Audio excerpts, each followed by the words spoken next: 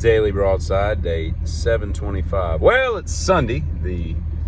I am on my way to the show at the Greensboro Coliseum Event Center, Lorna Shore, Whitechapel, Sanguasukalbog, common spelling, and Kubla Khan. It's going to be an awesome show. I can't wait, and I can't decide which one or two shirts I'm going to buy because all four bands are really cool. This will be the second time I've seen Lorna Shore. All the other ones were a first time. But it's going to be a great show because all metal shows are the best shows.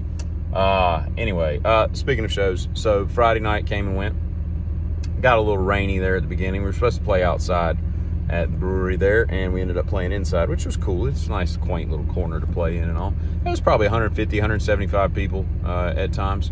The rain obviously kept a lot of people away. But at any rate, it's the first time that I have ever played an instrument live with in-ears, where you're hearing the band at, you can dial up what you want to hear and what you don't want to hear and all that stuff. And I'm not a fan. That didn't work for me at all. Like the first hour, the first set was very challenging and frustrating because I can barely hear myself.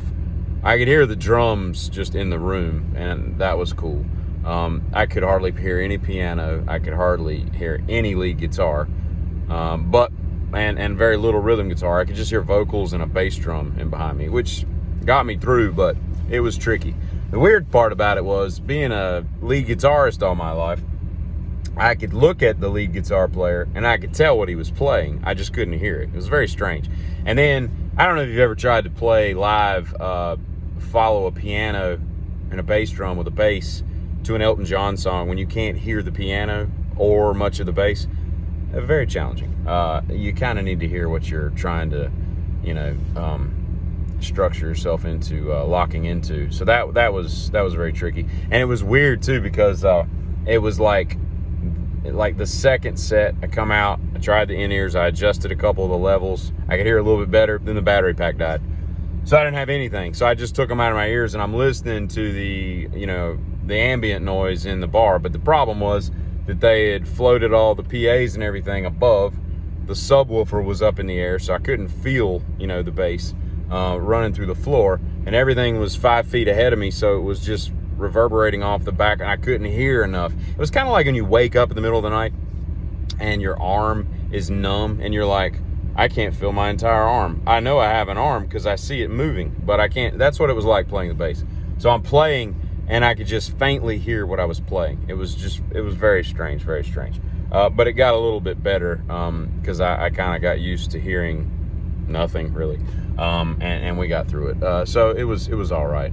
I gotta tell you, being a lead guitarist for my entire life since I was 13, I mean, that's what I've always played for the most part, and everybody I've ever played with, I've always been the lead guitar player. It's weird, like, you don't know what to do during a solo. I'm so not used to just carrying a rhythm while somebody else just goes off on some tangent solo and everything. It was very strange. That was odd.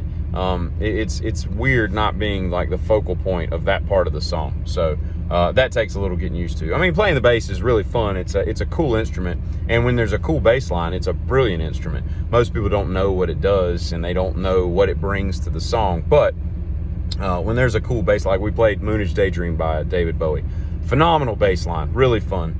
Benny and the Jets is a really good bass line, and there's a lot of moving parts, and I like that because it keeps it interesting. You're not just playing root notes to the chords that everybody else is playing and all, but you have a role to play as a bass player, and although it's fun, it's just not the same as playing a guitar. In fact, I haven't played guitar for 3 weeks. I specifically told myself, no drums, no guitar, don't pick it up, just focus on practicing this damn bass for the next month, and leading up to this show. And I got 3 weeks to prepare, and I played guitar last night for the first time, and it felt like I was holding like a small steel pole. It was so small because I've been playing a 5-string bass for the last 3 weeks for 3 or 4 hours a day. And it was just really weird, but it was fun. The beer was free. That was cool.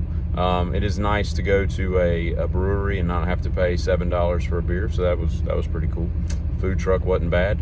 Southern Asian, not bad. And I saw the most marvelous rainbow, double rainbow actually, that I've ever seen in my life. It was like perfect right after the rain stopped.